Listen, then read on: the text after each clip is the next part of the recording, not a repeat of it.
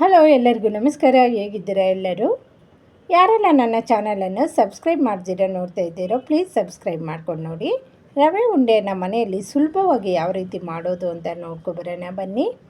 ಮೊದಲಿಗೆ 1 ಕಪ್ಪಷ್ಟು ಬಾಂಬೆ ರವೆನ ಒಂದು ಬೌಲಲ್ಲಿ ಸೇರಿಸ್ಕೊತಾ ಇದ್ದೀನಿ. ನೋಡಿ, ಈ ಮೆಥಡನ್ನು ಫಾಲೋ ಮಾಡಿ. ಅಡುಗೆ ಬರ್ದಿರೋ ಇರೋರು ಸಹ ಈ ಮೆಥಡನ್ನು ಫಾಲೋ ಮಾಡಿದ್ರೆ ರವೆ ಉಂಡೆ ಈಸಿಯಾಗಿ ಮಾಡ್ಕೋಬಹುದು. ನಂತರ 1 ಕಪ್ಪಷ್ಟು ತೆಂಗಿನಕಾಯಿ ತುರಿನ ಸೇರಿಸ್ಕೊಂಡಿದ್ದೀನಿ, ಹಸಿ ತೆಂಗಿನಕಾಯಿ ತುರಿ.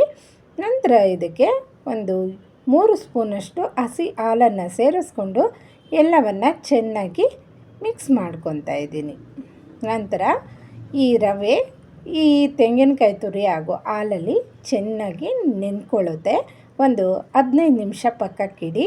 ನಂತರ ನಾನಿಲ್ಲಿ 2 ಸ್ಪೂನಷ್ಟು ತುಪ್ಪನ ಸೇರಿಸ್ಕೊಂಡು ಇಲ್ಲಿ ಒಂದು 10 ರಿಂದ 15 ಗೋಡಂಬಿನ ಗೋಲ್ಡನ್ ಬ್ರೌನ್ ಬರೋವರೆಗೂ ಹುರ್ಕೊಂಡು ಅದನ್ನು ಪಕ್ಕಕ್ಕೆ ತೆಗೆದಿಟ್ಕೊತಾ ಇದ್ದೀನಿ.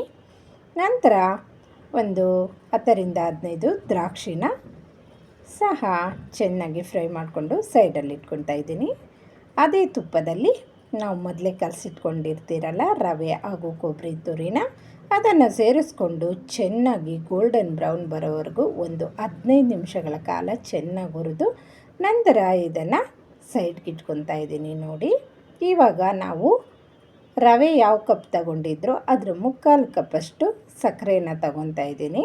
ಒಂದು 2 ಸ್ಪೂನಷ್ಟು ನೀರನ್ನು ಸೇರಿಸ್ಕೊಂಡು ಇದು ಎಳೆ ಪಾಕ ಬರೋವರೆಗೂ ಇದನ್ನು ಬಿಸಿ ಮಾಡ್ಕೊತಾ ಇದ್ದೀನಿ. ನೋಡಿ, ಈ ರೀತಿ ಪಾಕ ಬಂದಿದೆ. ಇವಾಗ ನಾವು ಮೊದಲೇ ಹುರಿದಿಟ್ಕೊಂಡಿರ್ತಕ್ಕಂಥ ರವೆ ಹಾಗೂ ಕೊಬ್ಬರಿ ತುರಿನ ಇದರಲ್ಲಿ ಸೇರಿಸ್ಕೊಂಡು ಚೆನ್ನಾಗಿ ಕಲಿಸ್ಕೊಂಡು ಒಂದು 10 ನಿಮಿಷ ಕುದಿಸ್ಕೋಬೇಕಾಗಿರತ್ತೆ. ನೋಡಿ, ಇದಕ್ಕೆ ಇವಾಗ ನಾನು ಏಲಕ್ಕಿ ಪುಡಿನ ಸಹ ಸ್ವಲ್ಪ ಸೇರಿಸ್ಕೊಂಡು ಇದನ್ನು ಸೈಡ್ಗೆ ಇಟ್ಕೊತಾ ಇದ್ದೀನಿ. ನಂತರ 1 ಕಪ್ಪಷ್ಟು ಹಾಲನ್ನು ತಗೊತಾ ಇದ್ದೀನಿ.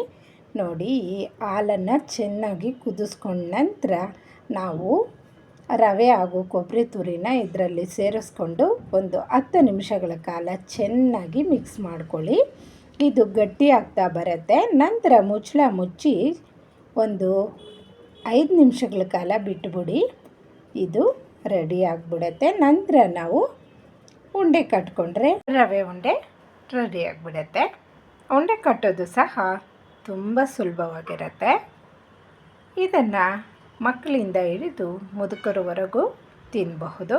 ಅಷ್ಟೊಂದು ಸಾಫ್ಟಾಗಿ ರುಚಿಯಾಗಿರುತ್ತೆ. ಮಾಡೋದು ಸಹ ತುಂಬ ಈಸಿಯಾಗಿದೆ. ನೀವು ಒಮ್ಮೆ ಇದನ್ನು ಟ್ರೈ ಮಾಡಿ. Thank you for watching.